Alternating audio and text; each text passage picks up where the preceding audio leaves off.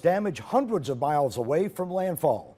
Meteorologist Nicandra Norwood explains how the National Hurricane Center hopes to help people understand the potential for wide-reaching effects. The threat of the wind, rain, storm surge, the inconvenience of power outages, and the difficulty of finding supplies are all risked during a hurricane landfall.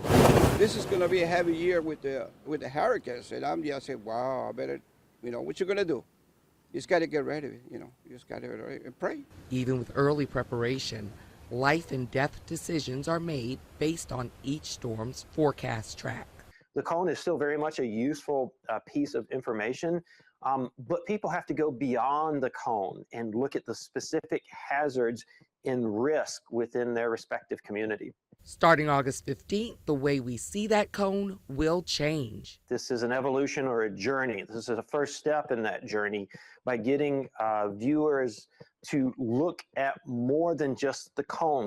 The traditional forecast cone gives you a good idea of where the center of a hurricane may head, but by layering on the watches and warnings, it gives you a better picture of the widespread reaching effects.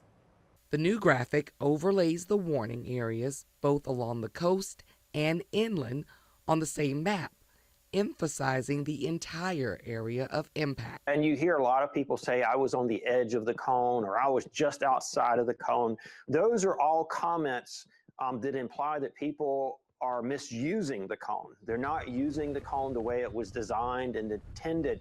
We need people to look beyond the cone, to not just simply focus on where the center might move, but instead look at the hazards that particular storm will bring.